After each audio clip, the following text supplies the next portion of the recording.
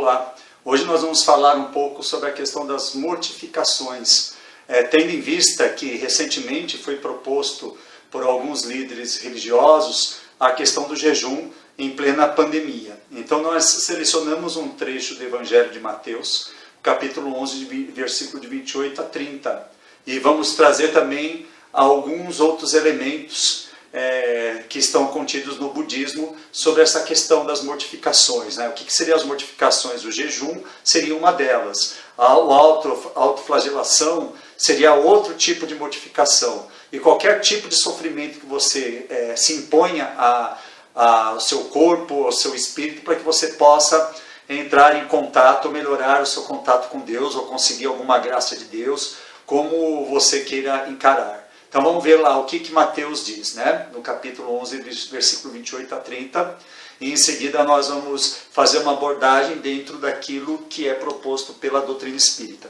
Então Mateus ele diz o seguinte: venham a mim todos que estão cansados e sobrecarregados, e eu lhes darei descanso.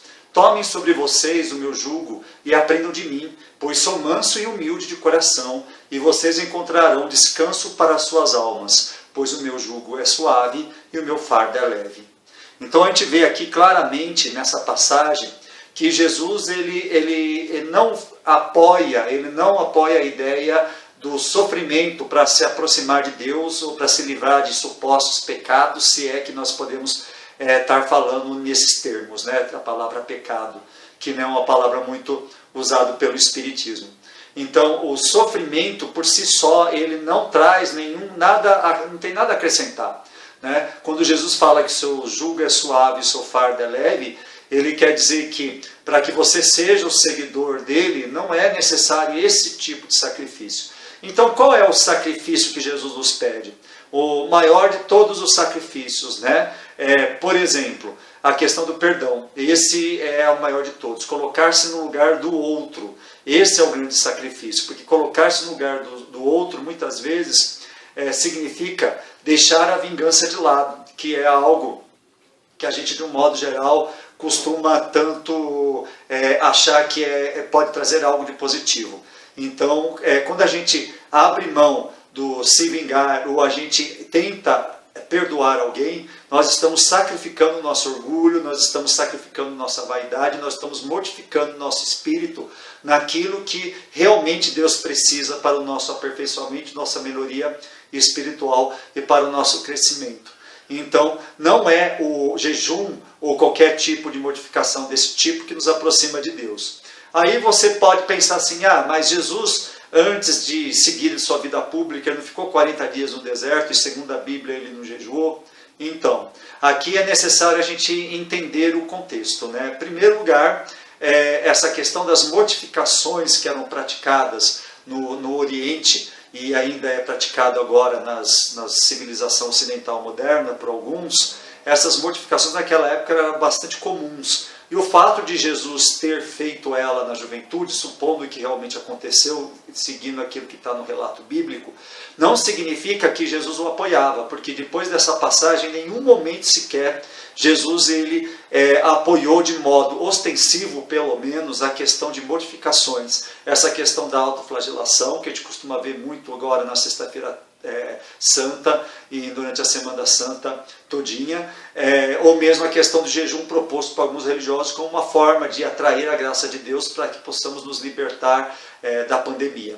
E que é um contrassenso, uma vez que se você fica em jejum, você enfraquece, você deixa o seu sistema imunológico sem condições de enfrentar qualquer tipo de infecção e aumenta a sua chance de morrer. Então chega a ser um ato criminoso essa postura de muitas religiões estarem impedindo esse tipo de situação, que é a questão do jejum.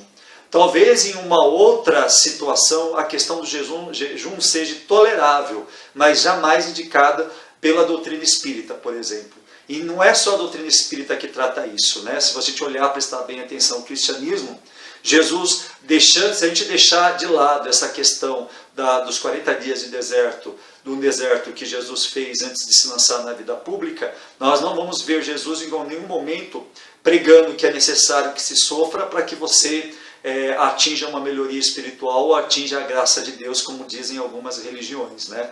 O que Jesus ele propôs foi muito pelo contrário, foi o sacrifício do nosso orgulho e da nossa vaidade diante das questões relativas ao perdão, a questão da empatia, que é se colocar no lugar dos outros. Isso sim é aquilo que Jesus realmente pediu, e não é muito difícil a gente chegar a essa conclusão se a gente ler os 4 evangelhos de um modo assim bastante, vamos dizer assim, global, né? Uma maneira holística, ali como um todo e não por partes. Então, nós consideramos o período dos 40 dias citados como os 40 dias do deserto de Jesus, como sendo algo que foi feito lá no início do seu envolvimento espiritual com a humanidade, onde ele seguia os preceitos e as leis, né, que Jesus mesmo falou, eu não vim destruir a lei, vim fazer cumprir a lei, mas ele veio vir cumprir a lei que é necessária, e não a lei que é desnecessária, porque as leis, todas essas leis, elas são, vamos dizer assim, apegadas em questões materiais, e o jejum é uma questão material, elas tendem a cair, porque o que me interessa são as leis espirituais, é a lei do perdão e da tolerância e da empatia. Essa lei sim, ela é eterna, e essa lei ela é incorruptível, e que não será destruída jamais com o passar dos anos, do tempo e das circunstâncias. O jejum ele era praticado por um motivo muito simples, uma questão fisiológica. Quando a gente come demais, o nosso raciocínio, a nossa mente, ela fica lenta. Né? Para a nossa mente funcionar adequadamente, tem que estar alimentado, mas não excessivamente alimentado. Então os orientais eles costumavam fazer períodos de jejum para facilitar a meditação. E até hoje muitos orientais usam essa ferramenta para facilitar, vamos dizer assim, os processos de meditação. Mas não que seja impossível você fazer meditação estando alimentado. E agora, já que nós estamos falando sobre Oriente, nós podemos pegar o próprio exemplo de Buda.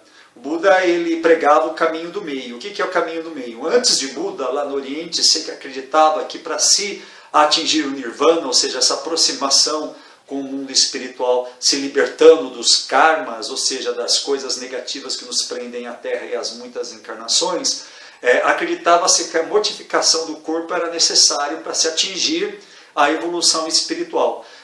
Porém, Buda, depois de ele mesmo ter se submetido a todos esses processos de modificação, jejuns e sofrimentos auto-aplicados para que o corpo se libertasse do espírito, ele chegou à seguinte conclusão no seu processo de iluminação: é necessário o caminho do meio. O que é o caminho do meio?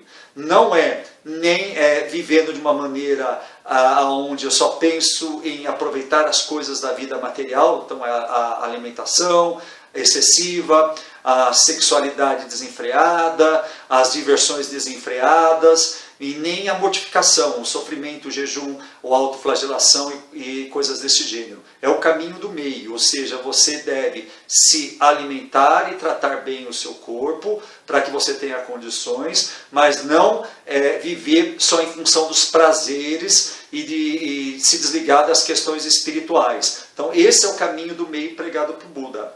E Buda ele defendia toda a meditação estando alimentado e não em jejum.